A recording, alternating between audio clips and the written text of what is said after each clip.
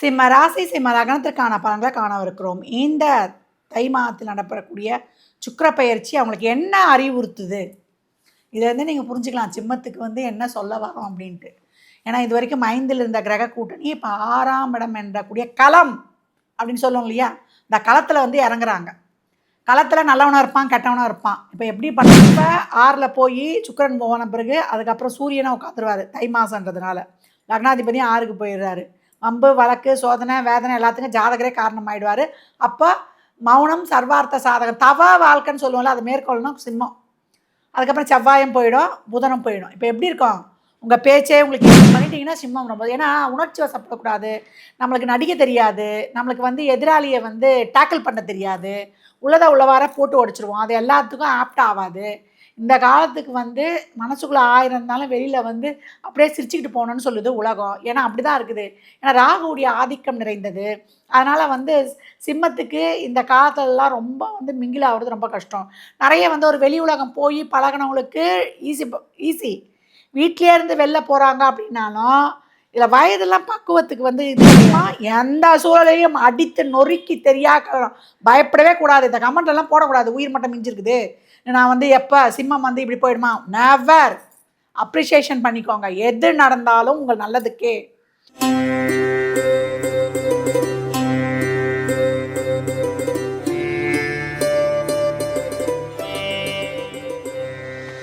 ஓம் சரவண பவ.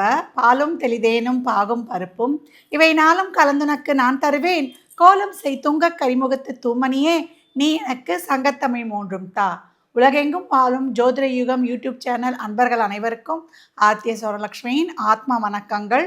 இந்த பதிவு தை மாதம் நடைபெறவிருக்கும் சுக்கிர பெயர்ச்சி அதனுடைய பலன்களை தான் காணவிருக்கிறோம். சுக்கிரன் இப்போ நம்மளுக்கு தனுசிலிருந்து மகரத்துக்கு பெயர்ச்சி ஆகிறார். அருமையான பலன்கள்.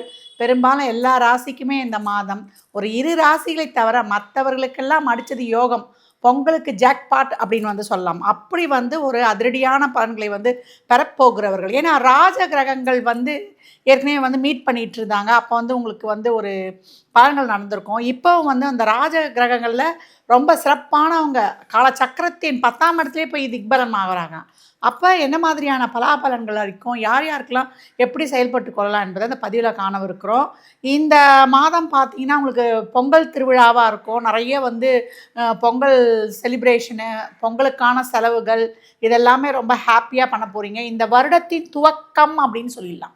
இந்த வருடத்தை எப்படி எடுத்துகிட்டு போயிடலாம், இதனுடைய ஆரம்ப புள்ளி ஆரம்ப மாதம் 12 மாதங்களில் இந்த தை மாதம் வரக்கூடிய சுக்கிர பெயர்ச்சியில் நமக்கு ஜானும் நம்மளுக்கு இன்க்ளூட் ஆகிடும் அப்படின்னு சொல்லலாம். அருமையான ஒரு துவக்கம். இந்த துவக்கத்தை எப்படி எடுத்துகிட்டு போய் நம்ம என்றைக்குமே சொல்லுவோம் இல்லையா, முதல் கோணல் முற்றிலும் கோணல்னு சொல்லுவாங்க. அப்போ இந்த ஆரம்பம் உங்களுக்கு சிறப்பாக இருக்கும்பொழுது உங்களுக்கு அருமையான பலன்களை அட்டகாசமாக பெற்றுக்கொள்ளலாம்.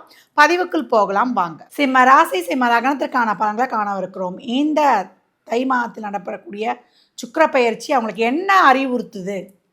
இதிலேருந்து நீங்கள் புரிஞ்சுக்கலாம் சிம்மத்துக்கு என்ன சொல்ல வரோம் அப்படின்ட்டு. ஏன்னா இது வரைக்கும் 5ல் இருந்த கிரக கூட்டணி இப்போ 6ஆம் இடம் என்றக்கூடிய களம் அப்படின்னு சொல்லுவோம் இல்லையா? இந்த களத்தில் இறங்குறாங்க. களத்தில் நல்லவனாக இருப்பான், கெட்டவனாக இருப்பான். இப்போ எப்படி பண்ண போகுது சிம்மம்? ராசியில் கேது, 7ல் ராகு. கேது டெய்லியும் ஒரு குழப்பம், ஒரு மனசோர்வு, எதை பார்த்தாலும் ஒரு தப்பு, பயம், கவலை, ஒரு மன விரக்தி இதெல்லாம் கொடுத்துக்கிட்டு இருக்குது. 7ல் இருக்கிற ராகு அப்படியே சோதனையை ஏவுகணையாக அட்டாக் பண்ணிக்கிட்டு இருக்குது.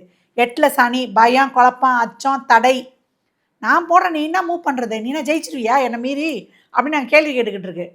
குரு என்ன பண்ணுறாரு, லாபத்தை கொடுக்குறதா வேணாவா அப்படின்னு வக்கரத்தில் இருக்கார். சொல்லி வருவியா வரமாட்டியான்னு சொல்லுவாங்களா, ஒரு பாட்டு இருக்குது. அந்த மாதிரி நான் தருவியா தரமாட்டியா அப்படின்ற மாதிரி குரு அப்படி இருக்கார்.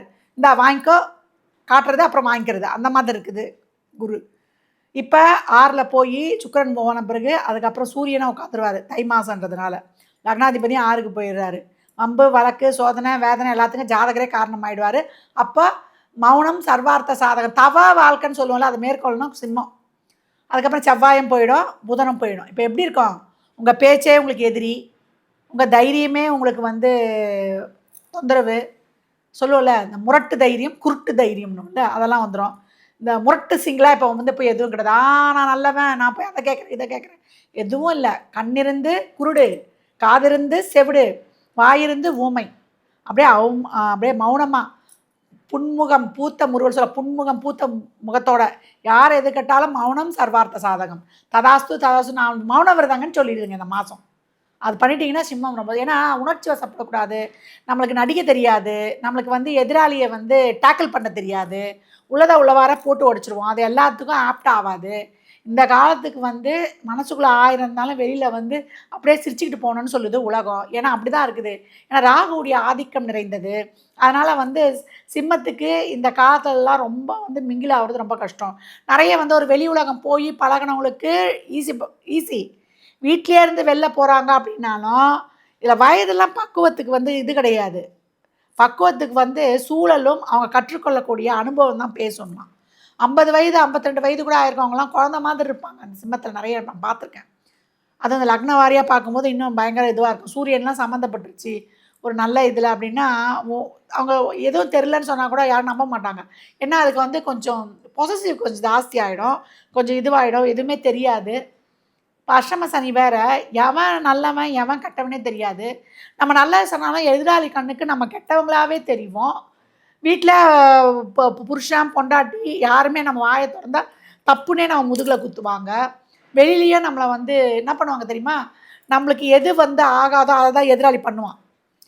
இவங்களை இந்த விஷயம் நம்ம நல்லா ஒரு நண்பன் சொல்லிட்டு நம்ம எல்லாமே அவங்ககிட்ட ஷேர் பண்ணுவோம். அப்போ என்ன பண்ணுவான்னா, நம்மளுக்கு நேரம் பார்த்து அந்த நேரத்தில் நம்மளுக்கு எது பண்ணால் ஆகாதோ அதை தான் அந்த நேரத்தில் பண்ணுவான் அவன். அப்போ எப்படி இருக்கும் தெரியுங்களா, சொல்லுவோம்ல, சூரியனை கண்ட புழு போல, தூண்டிலிட்ட புழு போல அப்படின்னு. இப்போ இந்த காலகட்டம் இப்படி தான் இருக்குது. கேது உனக்கு சுற்றி வந்து நிறைய வலையை பின்னிக்கிட்டு இருக்கணும், எப்படி போவேன்னு தெரியாது. ப்ரெஷர் ப்ளஷர் உனக்கு ரொம்ப அழுத்தமாக அதுக்கு ஆகாது, ரொம்ப விருப்பமாக அதுக்கு ஆகாது. பற்றற்று எது அப்படியே அதை என்ன சொல்லுவாங்கன்னா, ரெஸ்பாண்ட் பண்ணாதன்னுவாங்க. ரெஸ்பாண்ட் பண்ணாமல் எப்படி மேடம் இருக்க முடியும்னு நீங்கள் கேட்பீங்க. அதுக்கெலாம் நாங்கன்னா சன்னியாசியா மேடம் அப்படின்னு. அந்த ரெஸ்பாண்ட் அதை தான் பண்ணீங்க. ஏன்னா சூரியனுடைய வீடு நெருப்பு கோலம் தகதகன்னு இருந்து ஒருத்தன் வந்து சும்மா பற்ற வச்சா போதும் இது பற்றிக்கும் அப்படின்னு சொல்லலாம். அந்தளவுக்கு இவனை சீண்டி விட்டால் போதும் இது சீரிப்பான் எரிமலையாக கொதிக்கும் சிம்மம். ரொம்ப எப்படி நீங்கள் ஹேண்டில் பண்ண போகிறீங்கன்னு தெரில. 6ஆம் இடத்தில் வேலை செய்கிற இடத்துல, உத்தியோகத்தில், பிஸ்னஸில் வேலைக்காரனே நம்மளுக்கு ஆப்பு வைப்பான். 10 பேரை வச்சு வேலை செய்கிறான்னா அவன் நம்மளுக்கு கால் மேலே கால் போட்டு உட்காந்துருப்பான். முதலாளி நம்ம போனோன்னா நம்ம என்னடா இவன் நம்ம கிட்ட சம்பளம் வாங்குறோம் எப்படி இருக்கான்னு பார்க்க தோணும். பிடிக்காத செயல்கள் 8ல் இருக்கக்கூடிய சனி உங்களுக்கு எவ்வளோ தான் திறமை இருந்தாலும், உங்களுக்கு எவ்வளோ தான் இது இருந்தாலும், உங்களுக்கு என்ன சொல்கிறது, உங்களுக்கு பிடிக்காத எடுத்துகிட்டு வந்து கொடுக்கறதுக்கு காத்து கொண்டிருக்கிறார். 7ல் இருக்க ராகு எதிராளி உங்களை தப்பாகவே நினைப்பான். புரியவே முடியாது அந்த சூழல்லாம். அப்போ இப்போ என்ன பண்ணணும், அந்த மாதம் வேலையே மாற்ற வேணாம், இருக்கிறத அப்படியே வச்சு ஓட்டுங்க. ரொட்டீன் லைஃப் வந்தால் போதும். உடல் ஆரோக்கியம் கவனம், தேவையில்லாத சிந்தனையை மண்டைக்கு போட்டுக்காதீங்க. டெய்லியும் வர சிந்தனை எது நடந்தாலும் நல்லதுக்கே, கிடைச்சா நல்லது, கிடைக்காட்டி நல்லது.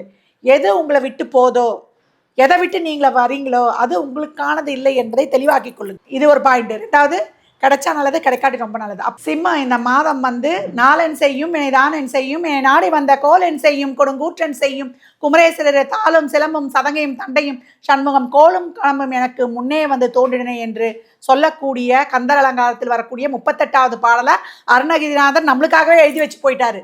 சிம்மம் 2024 அஷ்டம சனியில் இந்த மாதிரி ராகு கேது பார்க்கும், சனி 8ல் உட்காந்து அவங்கள வந்து ஒரு வதப்படுத்துவார் அப்படின்னு அவருக்கு அப்பயே தெரிஞ்சு போச்சு ஞான திருஷ்டியில்.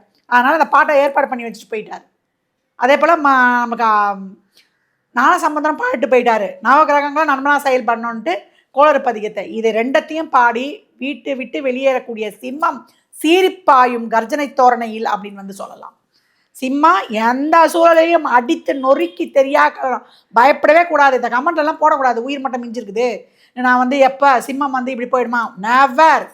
அப்ரிஷியேஷன் பண்ணிக்கோங்க. எது நடந்தாலும் உங்கள் நல்லதுக்கே. நீங்கள் ரொம்ப எதிர்பார்த்து கஷ்டப்பட்டு ஒன்று கைவிட்டு போகுதுன்னா அது உனக்கானது அல்ல, இதை விட ஒரு சிறப்பான இடம் உங்களுக்காக காத்து கொண்டிருக்குது அப்படின்னு நினைத்து நீங்கள் வந்து ஒவ்வொரு செயலியும் நல்லா வந்து ஒரு தெளிவோட நாணத்தோட உழைப்பை போடும்பொழுது வெற்றி உங்கள் கையில். இந்த வருடத்தை இதான் ஸ்டார்டிங் பாயிண்ட்டு. இனிமேல் ஏன்னா அடுத்து வந்து நம்ம குருவும் உச்சமாவார் நம்மளுக்கு 12ல். அப்போ எப்படி இருக்கணும், தவ வாழ்க்கை இப்போத்துலேருந்து ஸ்டார்ட் பண்ணிடணும்.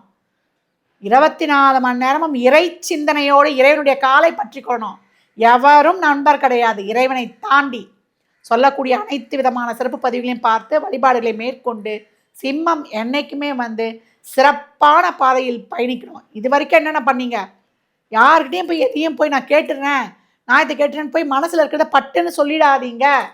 நினை நினைப்பதெல்லாம் வெளியில் சொல்ல முடியுமா கண்ணா? அந்த காலத்து பாட்டு ஒன்று இருக்குது. வளர்ந்த கலை மறந்து விட்டால் தெரியுமா கண்ணா? அந்த மாதிரி நினைப்பதெல்லாம் இப்போல்லாம் வெளியில் எதுவும் சொல்ல முடியாது. அப்படியே இறைவன்கிட்ட தான் சொல்லணும்.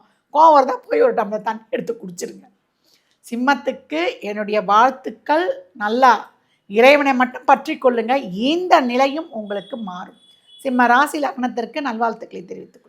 இந்த ராசிக்கான பலனை வந்து சிறப்பாக பார்த்துருக்குறோம். மேற்கொண்டு உங்களுக்கு தகவல் அறிந்து கொள்ள, எம்மா எங்களுக்கு ஒரு வேலை வந்து எப்போ கிடைக்கும், எங்கள் வாழ்க்கையில் வந்து ஒரு முக்கியமான முடிவுகளை நாங்கள் எடுக்கணும், எங்களுக்கு எப்போம்மா குழந்தை பேர் நடக்கும், எங்களுக்கு அதிர்ஷ்டம் இருக்கா, லாட்ரிலாம் வாங்கலாமா, இல்லை ஒரு வேலை மாறுதல் எங்களுக்கு கிடைக்குமா, குழந்தை பாக்கியம் எப்போ கிடைக்கும், எந்த வேலையை நாங்கள் ஃபாஸ்ட்டாக வந்து மூவ் ஆன் பண்ணலாம், எப்படிலாம் எங்களுடைய சூழல் இருக்குது, எப்படி ஃபர்தராக நாங்கள் மூவ் பண்ணுறது அப்படின்னு வந்து பலவித கேள்விகள் இருக்கும் இல்லையா?